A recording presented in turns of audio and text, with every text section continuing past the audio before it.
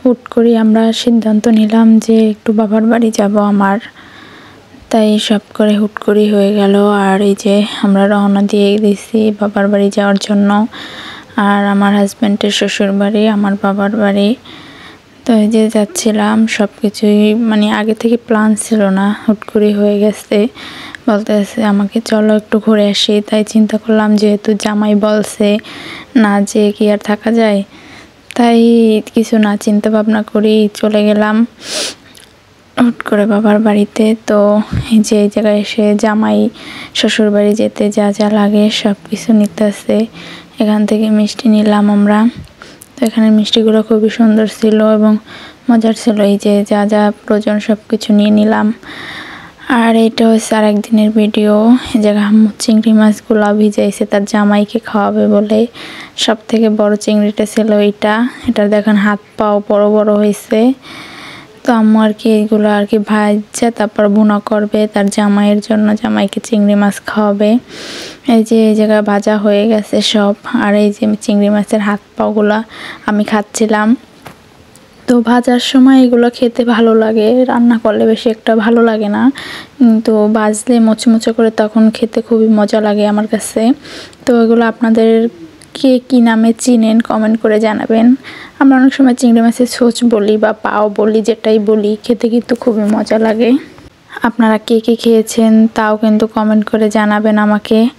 আর এই যে এই জায়গায় আম্মু চিংড়ি মাছগুলো সব রান্না করতেছে। আর আমি বলছি যে এগুলো আমাকে দাও, আমি খাবো।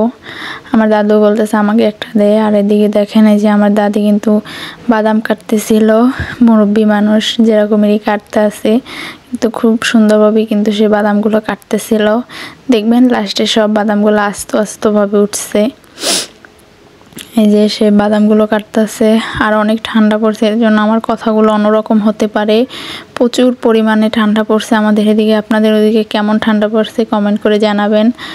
ঠান্ডায় আপনাদের সাথে কথাও বলতে পারতেছি না, নাক থেকে মনে করেন যা বের হয় আর কি, অনেক কষ্ট হইতেছে কথা বলতে আপনাদের সাথে, অনেক ঠান্ডা লাগছে।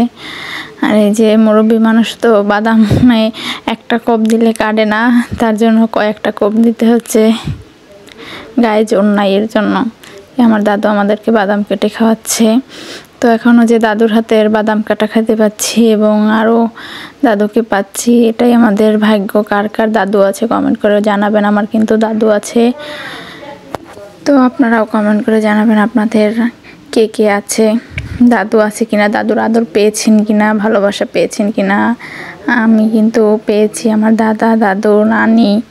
তো নানা নাকি ছোটোবেলা থেকেই মারা গেছে, ছোটোবেলায় কি আমি দেখি নাই। আর এই যে এদিকে আমার দাদু একটা বাদাম ঠিক কাটতেই পারতেছে না, এই নিয়ে অনেক হাসাহাসি করছিলাম। এই যে অবশেষে বের করলো। তো বাদামটা কিন্তু খুবই সুন্দর ছিল, আর বড় ছিল দেখছেন, একদম আস্তা বের করছে। আর এই যে বাদামগুলো আমরা কাটতেছিল আর খাচ্ছিলাম, এর জন্য শেষ হয়ে গেছে। লাস্টে যে কটা জমছে ওই কটা আপনাদের সাথে শেয়ার করলাম।